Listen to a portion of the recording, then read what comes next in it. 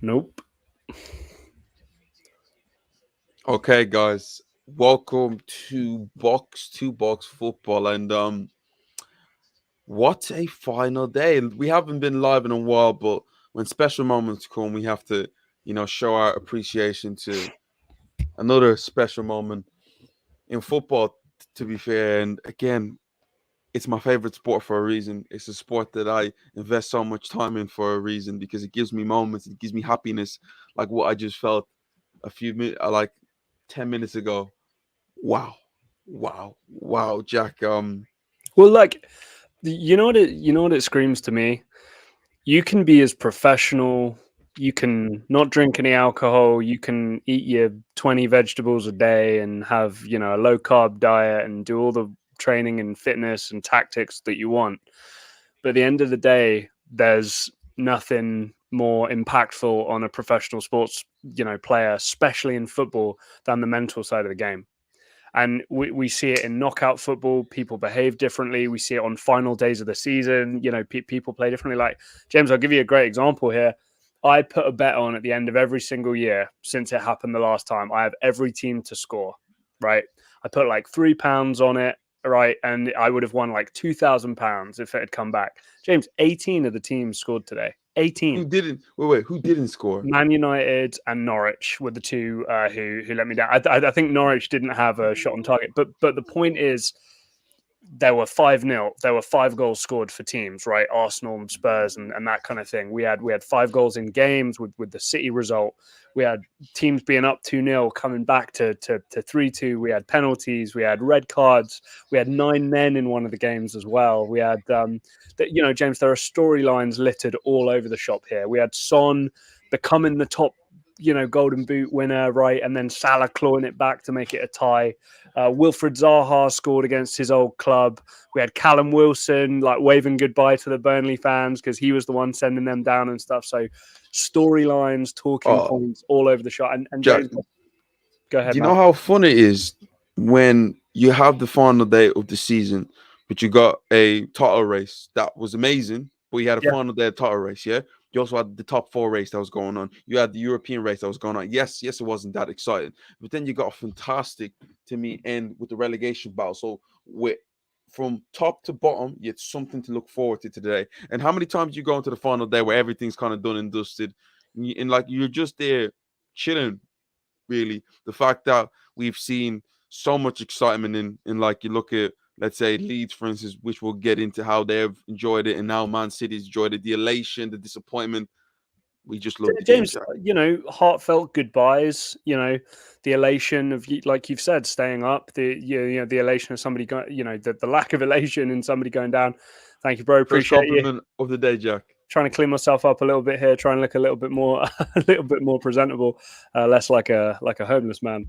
But yeah, like, look, like I said, the goodbyes are a big part of the game as well. We I think we need to comment even a little bit just on a couple of like Premier League legends, really, who we're never gonna see again at grace our league anymore. Talking points with Manchester United. I was just scrolling through Twitter before we started here, James. Goal difference of 0.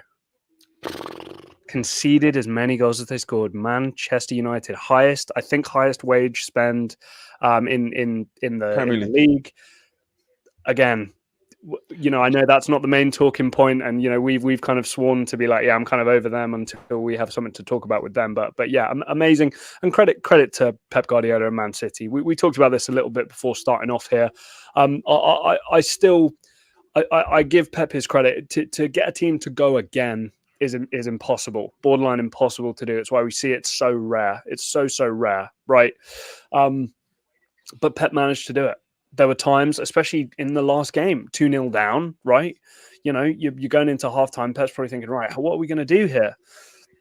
So again, credit where credit's due there. James, we have to touch on Antonio Conte. Definitely. The job he's done. I mean, if Antonio Conte thought that he had a little bit of respect from Fabio Paratici, Daniel Levy, and the Spurs fan base for when he came in, and the players that they were able to bring in January, we saw what Dejan Kulusevski. Don't get me wrong, James. I know it's against Norwich. I'm not going to pretend that Kulusevski is the next Salah or Son or whatever. But Kulusevski, Bentancur, we know. Conte going into Indeed, Bryce.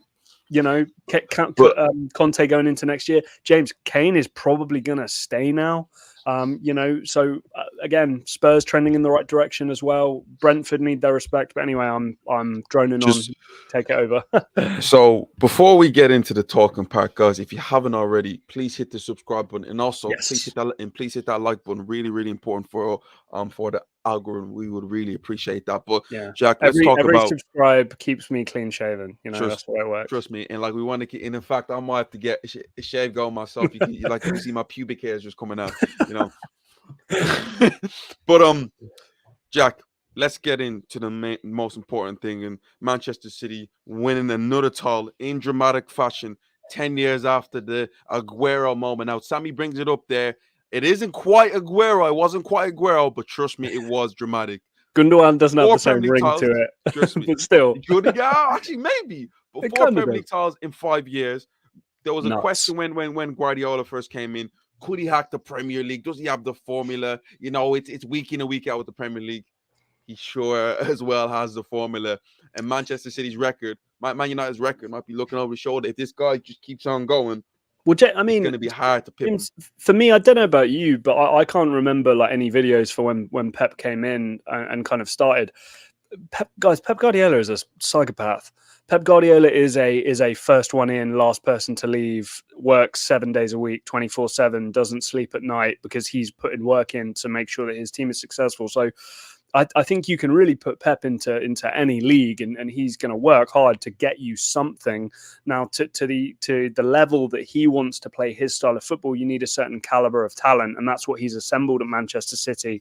But yeah, guys, Pep Guardiola was always going to be an immense success. But again, James, my drawback I think will always be look at what he's been able to do. With the financial side of things as well, and the turnaround in players that he's been able to assemble there. I think these are the kind of expectations you've had. I mean, James, we're getting to a stage now with Man City as well, where there's a certain level of, winning the Premier League every year is fantastic, but that European title needs to come home at some point. That's the golden goose. Regardless of what people want to say, Man City is low-key are going to turn the Premier League into a Liga where it's almost inevitable they're going to win the league. People want to make if, buts, or maybes. This is their league. This is the way Manchester United dominated year in and year out, and it took an Arsene Wenger and a Jose Mourinho to come in to make that big change and challenge Manchester United, and they still end up winning. But Jack, let me just touch on the game quickly. And to me, how it started for Manchester City was good. Yes, they didn't get that early goal to kind of keep the nerves down, but that didn't go in. But they were looking good. And out of nowhere, the goal goes in by Matty Cash. I didn't panic because I've seen Manchester City turn around these sort of games on so many occasions. But as soon as the second goal went in, Jack, it felt different. And you know what? It felt different, Jack, because then I was seeing misplaced passes. Kevin De Bruyne misplaced passes. João Cancelo misplaced passes. Phil Foden overhitting crosses. Jesus seems to be doing too much. And you ask yourself, with all this pressure, did they run out of ideas? And is it destiny for Liverpool to win the quadruple? Steven Gerrard, Philippe Coutinho, for real. The craziest thing for me is that I was watching the Man City game all the way. And as soon as it went 2-0, I said, it's over there. Liverpool are going to go on to win the league. I'm going to switch on to the Liverpool game.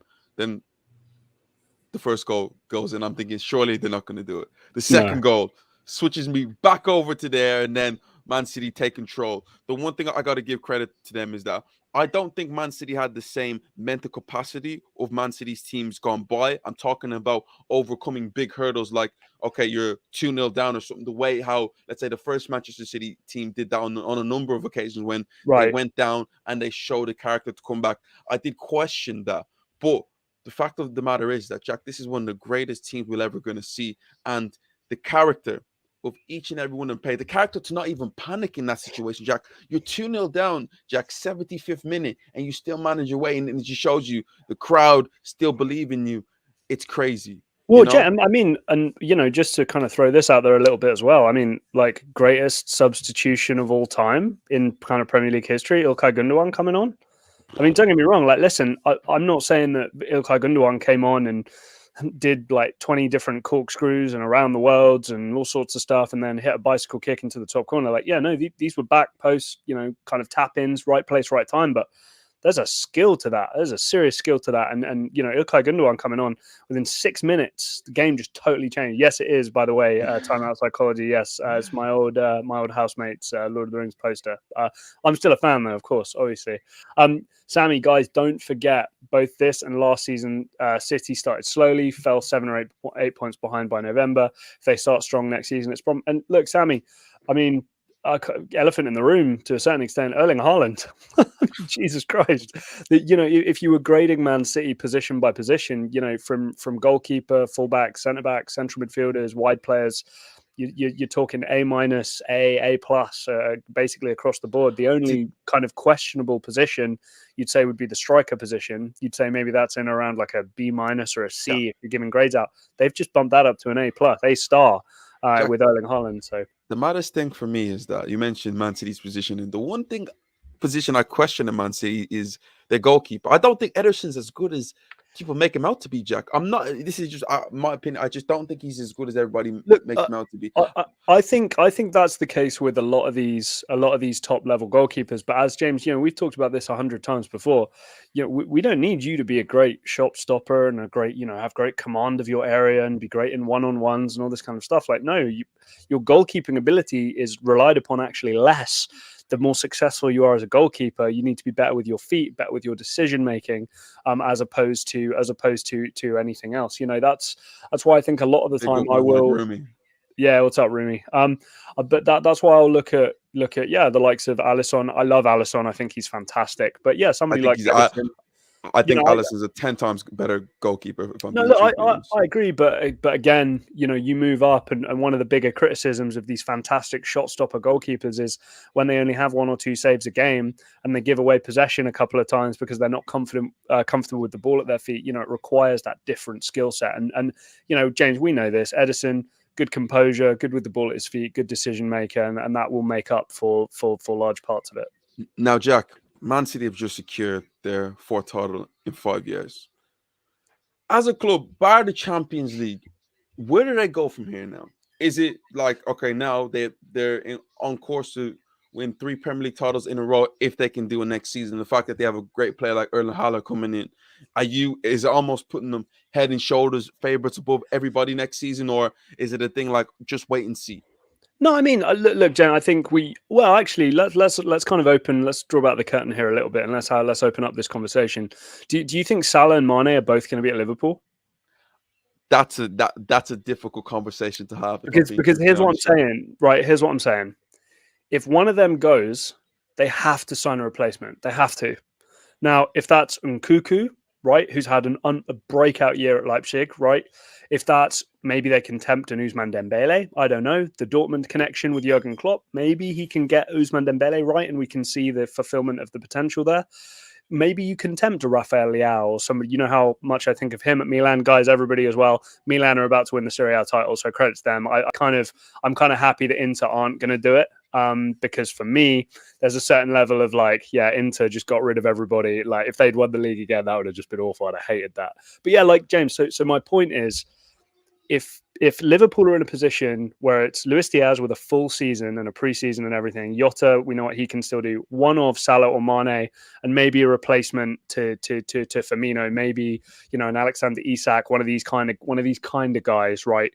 And then they can sign another maybe central midfielder or something. Then it's a hell of a lot closer. But right now, with us knowing that Erling Haaland's coming in, he's going to be a massive, massive difference maker, James. Massive. Oh, listen. But the one thing I don't want to get from Manchester City is that to feel like with Erling Haaland coming in now, it's a foregone conclusion. And if they win it, it's like, oh, we won the league again. They need to appreciate these moments because, Jack, the fact of the matter is that every Premier League win for Manchester City is you get closer and closer to that Manchester United record. And Jack, it's possible. It really is possible. I know seven's a lot, and it's 7 years, but Right. Manchester City could actually close the gap on Manchester United and possibly become the greatest Premier League team. Well, Rumi's just made a really, really nice point there about they need to dominate the world and find a successor to Pep. Yeah, the successor to Pep is going to be the height of the utmost priority. You'd argue number one priority, potentially even above the priority of signing a striker was finding a successor either in 2 years' time, 3 years' time, however long, to Pep Guardiola. Guys, Pep Guardiola cannot keep up this level of intensity as a manager, as a leader of men, as a tactician for all this time. It's why historically he's done these like 3-year windows, these 4-year windows, and then taken a little break, reassessed his options, and then gone back in. This is not, Sir Alex Ferguson, James. It was Sir Alex Ferguson kind of he lived it, he breathed it. He was kind of the quartermaster there, if that makes sense, right? It was his football club. It's not really Pep Guardiola's football club. He's the manager of the Etihad ownership, those kind of football club, the Saudi owners, right? Not Saudi. What am I saying? Not Qatar. The ownership. Just leave that there. Foreign ownership, right?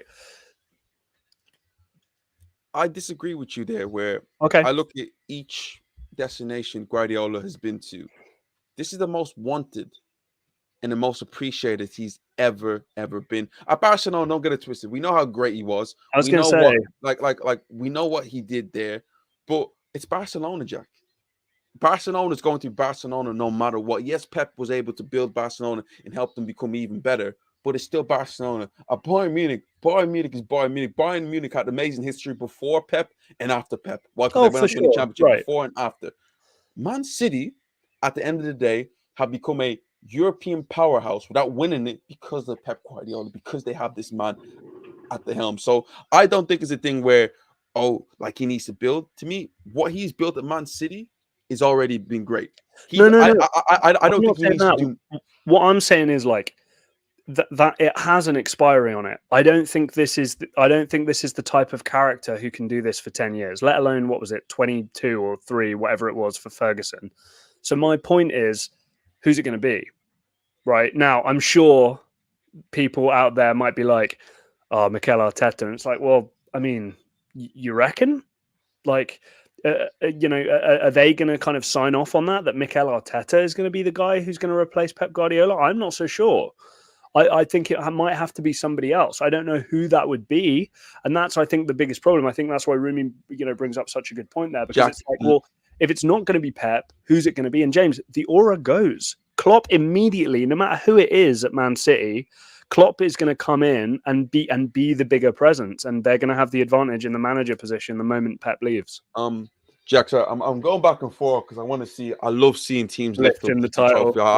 I love that. But let's just have a quick fire through a few comments right there. So it's going to be quick fire. So just sound okay. I personally think Mane is going to go because Liverpool don't respect him as much as Salah. Well, look, Rumi, if they respect Salah so much, where's his contract?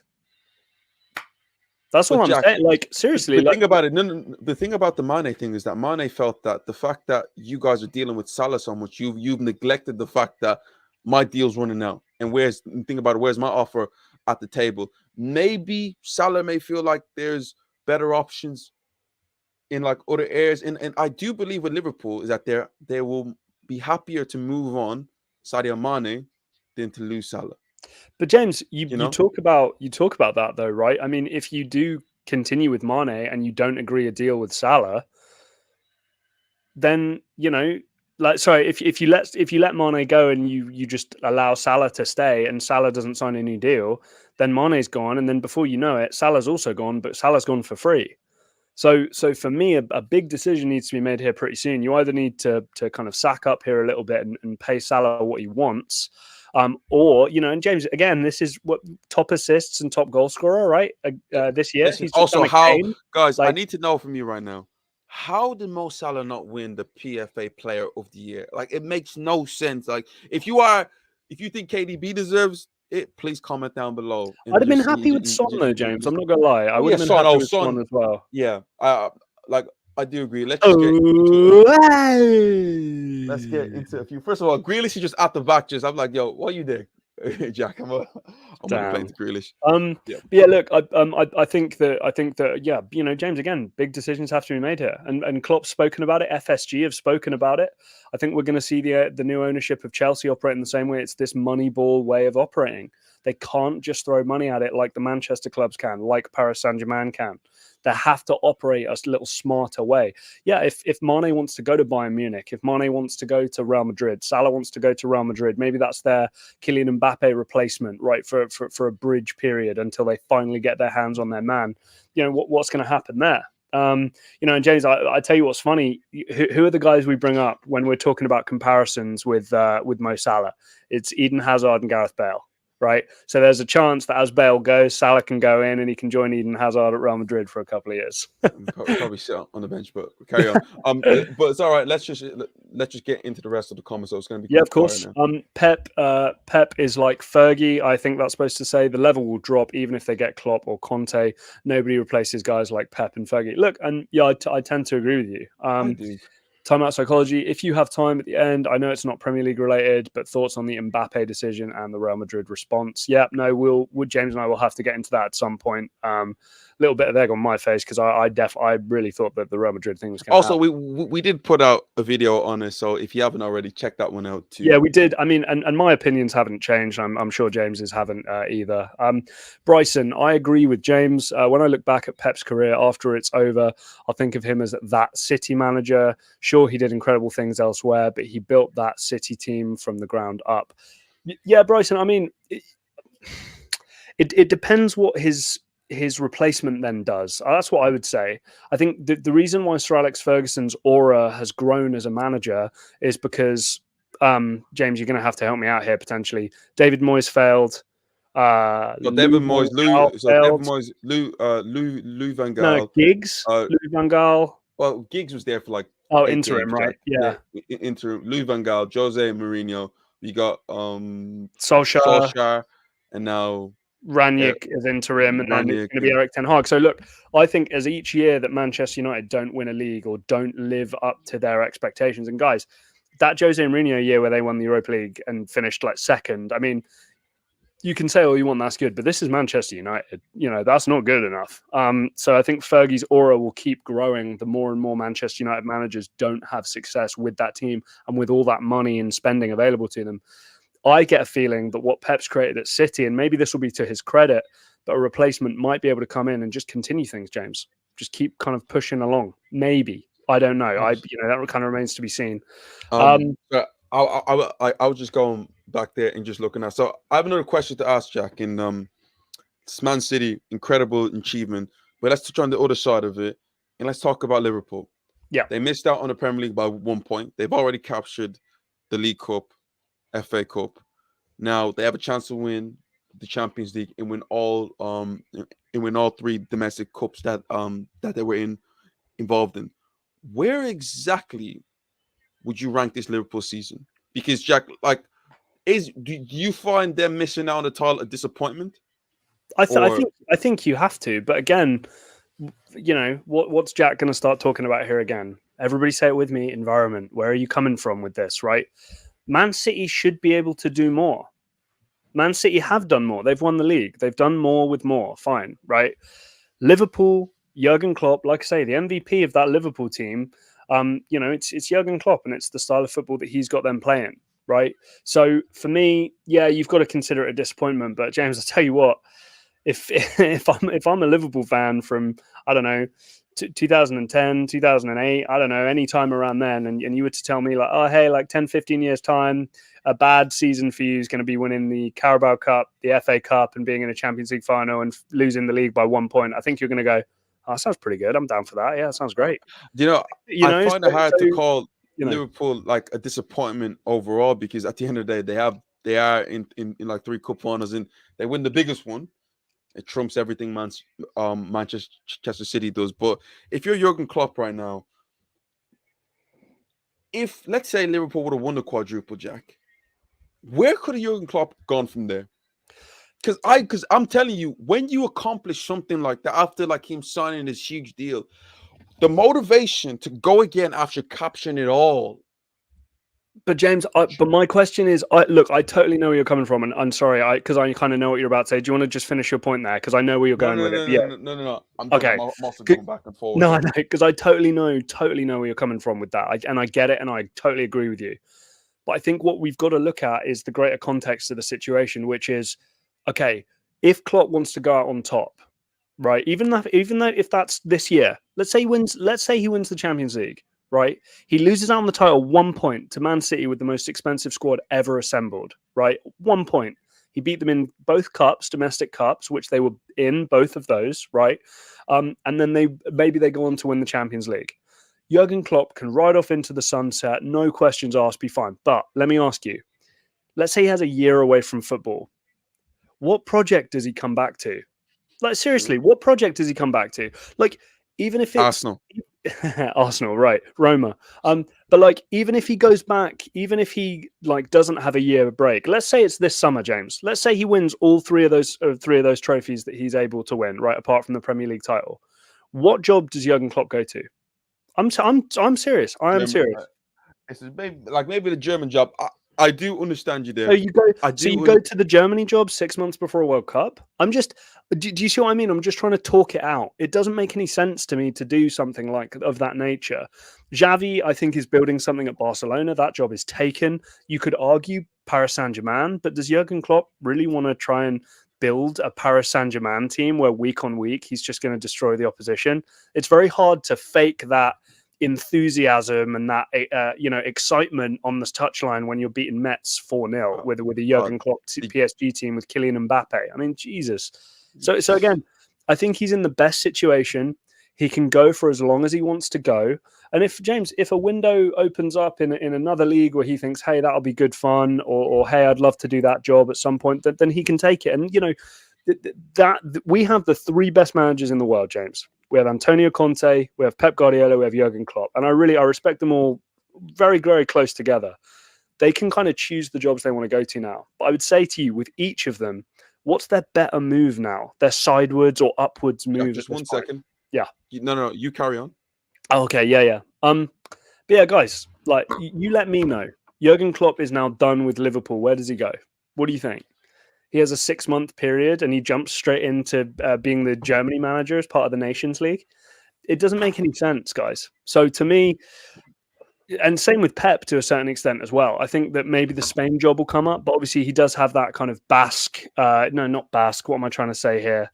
What's the Barcelona Catalonian? Right, he's a Catalonian guy, right? So maybe he would never manage the Spanish national team. I don't know, but it's not as easy as you just take the next job up, because when you're managing Man City and Liverpool Football Club, what are the next jobs up at this point? Seriously. I get you, but let's move on. Let's talk about the top 4 race, Jack. Tottenham. Oh, James, sad times. Go on. If you're a Tottenham fan, let me have it. Tottenham. Come on, guys. It's the one time a year James will let you do it. Go for it. Tottenham finished above Arsenal for like 6-7 years in a row now. Fair play to you guys. Top 4. James, how many years is it now without Arsenal in the Champions League too? 5 years. That's bad. 5. Yes, it's bad. And again, the Arsene Wenger, like we talked about with Sir Alex Ferguson, the Arsene Wenger allure grows, because each time since he's not been there, we've seen much of the same, haven't we? Bryce, okay, yeah, I say we love it. But you know what it is? The first thing I'm gonna hear from Tottenham fans, Antonio Conte, look what he did. He got a Champions League football. He's a whatever.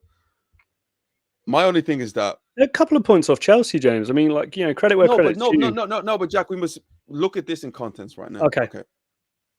Arsenal bottled it, and I mean bottled it big time. Fair play to what Tottenham did. You won your last 3 games. You did what you had to do, but on Arsenal's side, to me, it's not even a missed opportunity. It's a big fat failure, and Tottenham are gonna be happy from the point of view of, yes, we done it. Antonio Conte done a great job. It's like, when you really actually look through everything that's gone on with Tottenham this year, has it been that much of a success for them? I think so. From where they were to where they've gotten to, I'm going to say yes. I really am because let me not come off as bitter. no, because yes. because James, like again, we know there are two teams that are cut above the rest, right? So we park that, we ignore that, right? Antonio Conte comes in 6 points behind Arsenal, and Arsenal had a game in hand. I think we had 6 points, but with like 2-3 games in hand. 6 points behind Arsenal with a couple of games in hand. Arsenal did was I know, and we can, there's if we're giving percentages out, it's probably a 50-50. Arsenal messed up probably about as well as Spurs have played, maybe 60 for Arsenal, right? But I think 80. I think 80. But the point is, Chelsea is still there, and they were kind of too far away at that point for there to be any issues. So all Spurs needed to do, right, was bring in a couple of players. I would say both of whom have been successes, right? He's tightened up the defense, I think, the amount that he needed to. The attack we've already seen. I mean, it was a down year for Kane, but even in a down year, Kane's had a really pretty good year, right? Heung-min Son is arguably player of the year.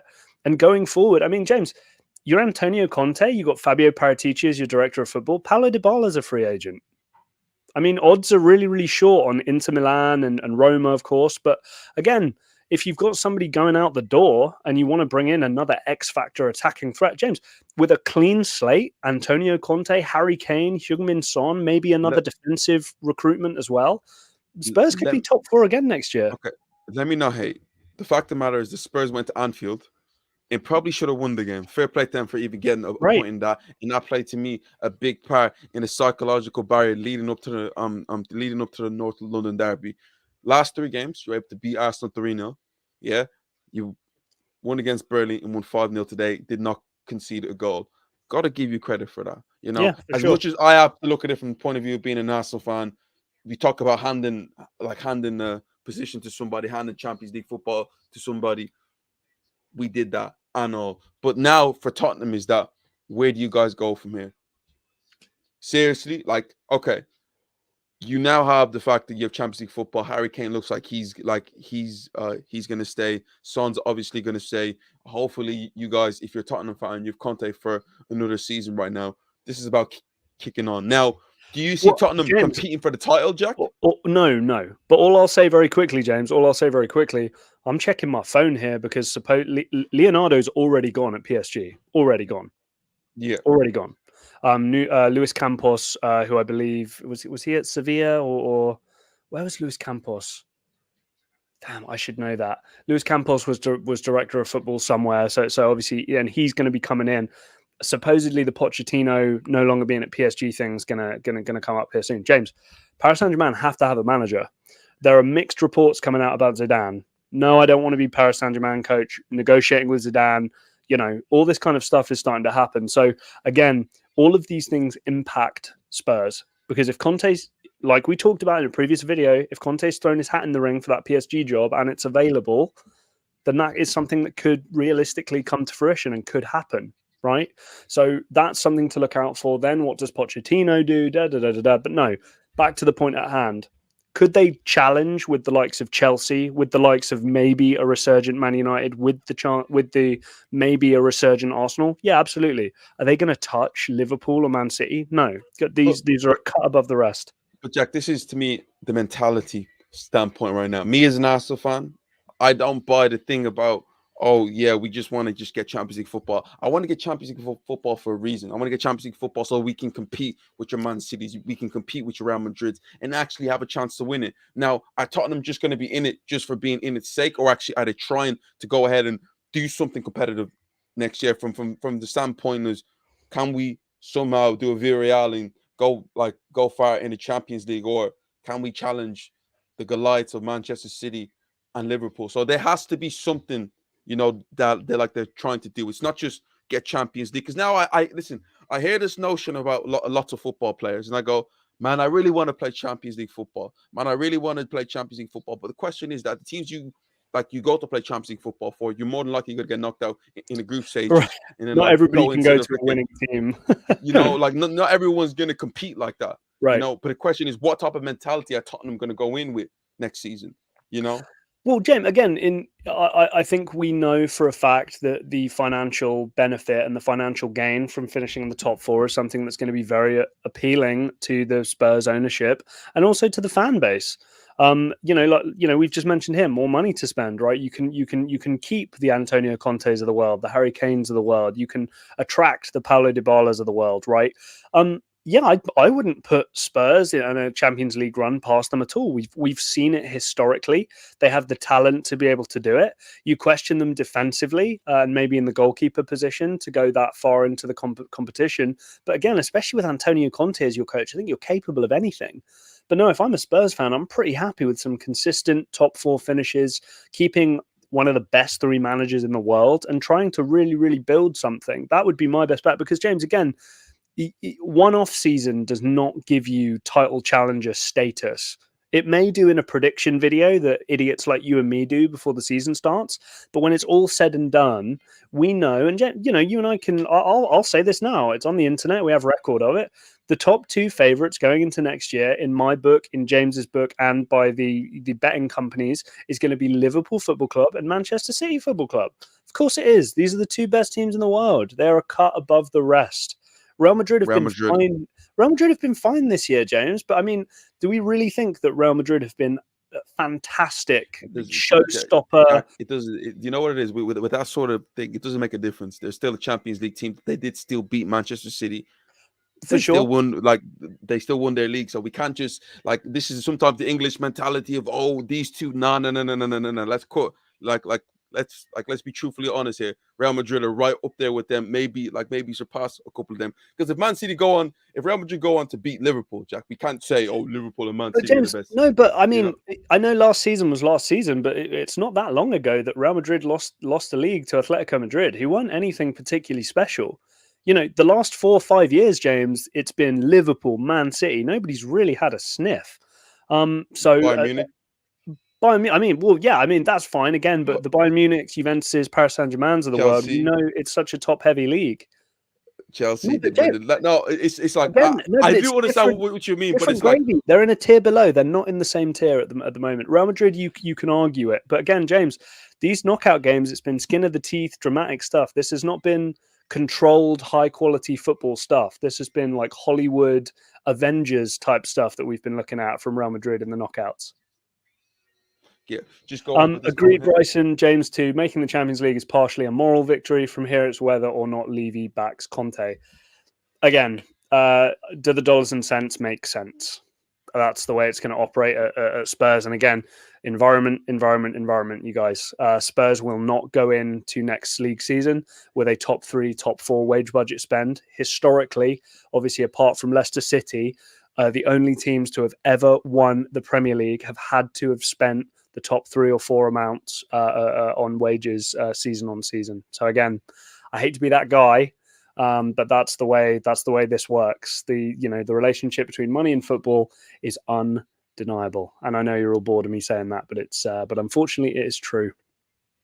Jack, let's just move on to Arsenal. 5-0 against freaking Everton when the pressure's not on. Hey, guys, look at us. Yeah, we're cool. Mikel Arteta is building something here. And then let's celebrate. Nonsense. But Jack, how do you evaluate Arsenal's season this year? Again, they did better than I thought they'd do. Maybe that's the most disrespectful thing that I could possibly say, but unfortunately, that's the truth. You look at my table prediction, I think I had them 7th or 8th. And, again, where did they end up finishing? 6th, right? 5th? So, Arsenal 5th. 5th. So, again, they finished above where I thought they'd finish. You can, I think, look at a handful of positives. I think that Tomiyasu's been a nice signing. I think Martin Odegaard's been great. Bukayo Saka, you can take positives from. Smith Rowe. Obviously there was lots of mocking of the Ben White transfer as that came in, but I think he's been pretty good. Aaron Ramsdale has shown some real, England #1 level, I think, performances going forward. But again, James, this is Arsenal Football Club.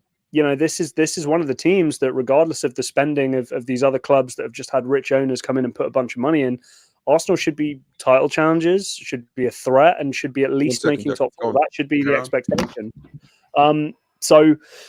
Disappointing from Arsenal. Again, Gabriel Jesus, Alexander Isak, a notable striker, Andrea Belotti. I know James is over it on that side of things, but But, maybe a but Marcus Rashford. I don't know. There's plenty no, of no, no, no. there's Jack, plenty of players that you could potentially look at, and Arsenal might change it around. Jack, okay, let me just give you a little example now. Right now, you mentioned the way you predicted Arsenal being in has to be looked at as a success. Liverpool, you predicted, I think, Liverpool to finish fourth at the start of the season. Yeah, you did Yes, because yes, I did. Yes, I So did. has Liverpool been a success this season in the Premier League based on the fact that they finished second? Yeah, I think well, a point behind the champions. I think you have to consider that a good season. James, not everyone can win it. There No, are no, yeah. there Not are five everyone or can win six it, but teams who think that they should win it every year, and only one can. So, if you ask a Liverpool fan based on the league, disappointment because they want to win the league. I look at Arsenal as that the way anybody projects a team to finish, that doesn't mean that it's to me a success or a failure. To me, based on the whole circumstance of the season, you have to look at what the season gave you, Jack. It's a sure, big fat failure, Jack. You right. can't be with 8 games to go. We were in command of the Champions League spots. We were 6 points clear. We were 6 points clear at a time over Manchester United. Had 3-4 games in hand, no problem. We ourselves shot ourselves in the foot. Jack, the last 10 games, we managed to win, 3? But what game week was it? How far into the season was it where Arsenal were in the relegation zone? Was that game Jack, week 3, 4? Jack, please. So No, no, but people James, can't do that no, because but Manchester United under Sir Alex Ferguson would traditionally start still low and find themselves in and around the bottom of the table. It's all right, Jack, but find themselves in and around the bottom of the right table. now. And then, Jack, what happens after that? They go on to No, win look, the league, but people don't say, "Oh, Manchester United were having around the Manchester United were in relegation." Jack, it's 1-2 games. no, but it's I can't count James. that in a grand scheme But of the league. you can't cherry pick where you have your expectations from. You cherry picked. We were this many points clear, this many games in hand, and we let it slip. I would say the exact same to you. At one point, you were 18th, 17th, whatever, and you've managed to become 5th. I'd say it's Jack, pretty. as we with predictions, it changes. Where did you have Arsenal finishing I think finishing 8th. So again, I don't know. No. No. It's not. I know where you're coming Opinions, from. Jack, as you said, opinions in football change, and it's changed throughout the season. Where you find yourself, is where you find yourself, and afterwards you have to capitalize on it. We had the opportunity in our hands, and we did not capitalize on it. And the fact of the matter is, right now, we've given Tottenham now the chance of now they have Champions League football. They can spend more. They can be more successful with Harry Kane, with Antonio Conte. Manchester United, they're going to spend a boat ton of money. It's Manchester United, and also Chelsea, James, Chelsea. Biggest, most underrated thing about Manchester United, which I'm going to say here very quickly, guys. There's my goodness, maybe £1 million a week, £800,000 a week coming off the Manchester United wage bill. Coming this off season. So listen, if you're talking about money being able to be just kind of thrown around a little bit here and there, Manchester United are going to have a lot of liquidity going forward for this transfer window and for the January transfer window. So there's going to be some big spending regardless of Champions League. And James, unfortunately, the operations have to change. 5 years without Champions League funding, the operation side has to change. But Jack, you must look at it from, first of all, the Premier League completely different now. The Premier League garners so much money, you don't really need Champions League football. You can still, like Arsenal, without Champions League football, was still able to break their world record. But your targets will be similar to the guys around you. And with the extra money, with the pull of Champions League, etc., that's where you're going to lose out, and that's where you're going to have a problem. But this is what I said. Just let me finish the rest of it. Was that we have 5 teams right now ahead of us that we're going to struggle to get over. Newcastle are going to be behind, spending a boat ton of money. Yep. Now, the fact of the matter is, we had a golden chance to put ourselves in that echelon and really, really compete next season. Right now, Jack, with everything that's going on, with the way mentally that Jack, if you watch that Newcastle game, we mentally collapsed. Yeah. And I don't think we're going to be able to recreate anything from like going into next season. Like it's well, and again, talk about the situation. No, I know, mate. I get it, but you talk about the forward planning side of things as well. If we're saying the manager's potentially the problem, right? Then who's the guy who comes in? right? Eddie Nketiah is not going to be there. Lacazette's not going to be there. Aubameyang's gone. Who are the forwards coming in, James? Right? These are the questions that need to be. These are the things that need to be addressed. Largely speaking, you can correct me here when I'm wrong. I'm reasonably happy with the goalkeeper in the back four. I think that improvements can be made, sure, but I think that there are much, much more in need areas for this football club: manager position, striker position, maybe another central midfielder that Arsenal need to work on, as opposed to that.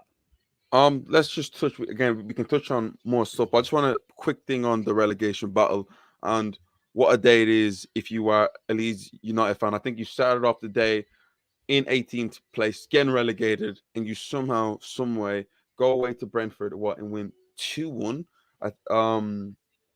Burnley lost 2-0 to Newcastle, and now Burnley will be going down. I think for the first time in 5 years. And And they should, Leeds, James. it should. And I'm Leeds, I'm just after quickly. sacking, I'm gonna you let Sean Dyche go, and I'm gonna put this out there now. I've been looking for a betting market so I can place this bet. Not this next season, but the season after. Burnley Football Club will be in League One. I'm telling you now. Seriously, surely. anybody in chat want to take me up on that bet? You get in touch with me. Seriously. But Jack, to be fair, like the way that they were able to recover after Sean Dyche left was incredible, Jack. They won so many big games. The fact that they put themselves in a position in the final game of the season to stay up, like whoever I'm I just not know sure who that the guy's name was, but if he I done a was great job. if I was going into the championship season with Burnley Football Club and I was the owner, I just know I'd want Sean Dyche as my manager, not whatever guy they got in there right now. It's a tough one, but congratulations to Leeds. Huge. Able to stack like Marcelo Bielsa, bring in a new manager, and Jack with a minus goal difference of 37. They found a way to stay in the Premier League. Like, that's one of the worst goal difference I've ever seen from from a team to stay up. It's incredibly bad. They're the best neutral. They're the best neutral team every game week for me. If I know Leeds are playing, I know they're going to concede. I know they're going to score. There's characters in that Leeds team that I really, really like. Whether it's your Rodrigos, Rafinhas, etc., Jack Harrison's, right? Even Illan Meslier, I think, is a great goalkeeper. He's only going to get better and better. I love this Leeds team. And, again, James, did we do a video once about our ideal Premier League? Right, with all the dream teams that we could have, like we had Forest and Leeds. Leeds are one of those teams. You need Leeds in the Premier League. You need them. Yeah, listen, I'm happy that they stayed up there. I wonder what's going to happen with a player like Rafinha with the talent that he has. He's probably looking at. I'm hearing Barcelona are being linked with him, so they're not going to get him on that much of a cheap because the fact that Leeds are now staying up. So that might be a thing. But again, it's good to see Leeds in the Premier League. The Premier League needs Leeds. So I'm really, really happy to see it there. But chat's kind of dying down a little bit. But Jack, this whole Premier League season, how did you feel about this whole Premier League season overall with the different stories that came up? Tottenham stacking Nuno, bringing in Conte, Arsenal with the Arteta stuff, Chelsea up and down with the Lukaku stuff. You also had Abramovich, Solskjaer, the Moyes relegation battle, like Thomas Frank. Yeah, what did you like? How did you feel about this whole Premier League season? It's one of the better Premier League seasons in recent memory. Here we are, game week 38, and there was a chance the title was going to be different. The top four race was going to be different. Europa League, Conference League, relegation, it was all going to be different. The Golden Boot wasn't decided just yet either. There were so many talking points. Again, like I want to just make a point. No, I don't believe you yet, Sammy. I do not believe you yet. There was lots of things, guys. Antonio Rudiger probably gone, right? Just even if we just touch on Chelsea very, very quickly, Cesar Azpilicueta, I would argue the greatest right back in Premier League history, gone. Marcos Alonso probably going to go. Andreas Christensen gone.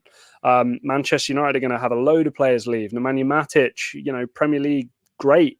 Juan Mata, Premier League great, good to great. A lot of players who are going to be missed and who have had fantastic Premier League careers who we won't be seeing anymore. So yeah. Fernandinho. Fernandinho, absolutely. Ilkay Gundogan is supposedly going to be leaving as well. So Arsenal need to go in for him, man. I don't James, understand that would be Manchester City. a nice little partnership as well, especially like get Jesus in there too, maybe. But anyway, like I loved it, James. Really, I was really happy, and I think generally speaking, across the board, across Europe's top 5 leagues, we've had pretty good results generally. I think Serie A was interesting this year. La Liga was interesting just from a standpoint of Barcelona's financial position that they found themselves in, what Atletico Madrid have now done, and also James. One thing that's been crazy about the COVID market and all these loans that are happening, a lot of these chickens are coming back to roost. We're looking at Alvaro Morata is going to be coming back to Atletico Madrid, so I look forward to that one. Right, trying to think of some other one. Griezmann's going back to Barcelona, right, as well. You know what? Since we're gonna end the chat right now, just a quick take on Kylian Mbappe's move to PSG. Go ahead. No, you take away. You're the financial man in this situation. Yeah, look,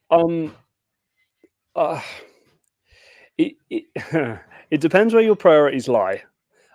If you're La Liga, it's a little bit silly to be kind of trying to get PSG in trouble if you have two of your football clubs trying to break away and make a European Super League, and you're La Liga and you're trying to back up Barcelona and Real Madrid. That's kind of stupid to me.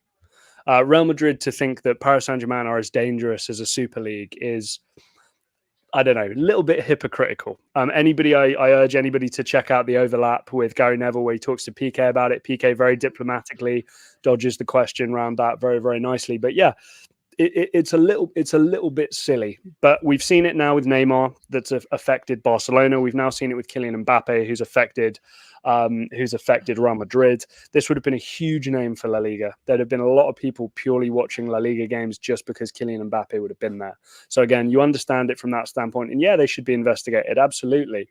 But at the end of the day, guys, you're going to go where the money goes. And Kylian Mbappe has the free right to sign whatever contract he chooses. Listen, Mbappe played the whole field. We'll give him credit for that. But the one thing is that it lets me realize that Real Madrid fans are so spoiled. The fact that they're just used to getting what they want in like for first time in ever, they didn't get a player that they desperately crave.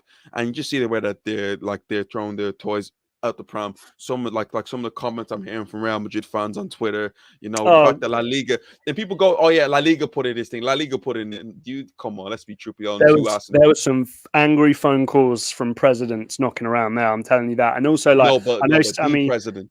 Yeah, I know Sammy's in here too, but the Real Madrid fan base. I don't have a lot of time for the Real Madrid fan base. Unfortunately, I think they are one of the kind of worst, most toxic, in my opinion.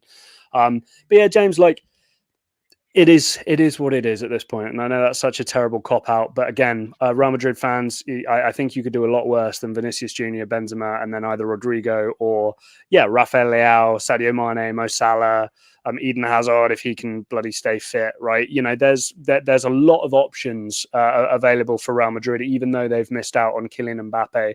And again, do we think that that's going to be the difference maker between them and making another Champions League final or winning another La Liga? James, I don't think so. And we've seen proof of that already this year. But guys, again, I'm going to end the chat right now, but Tottenham fans, Arsenal fans, Manchester City fans, Liverpool fans, Real Madrid fans, Mbappe fans, comment down below. Let us know what you think the crazy stuff that's happened this season. Let us know, guys. Again, we will try to do our best to go live a lot more and obviously interact with you. So have your comments ready. We're gonna any big transfers, even the Champions League final comes up, we're gonna be here to react to it. So always Conference League final. Yeah, okay. Need that trophy, James. Need that trophy. I'm thirsty. Just always be ready. We got more content coming our way. We got the Champions League final predictions also coming, so be ready for that. Guys, this is Box to Box Football, Jack and James, and we will see you next time. See you later, everybody. Appreciate your comments. Adios.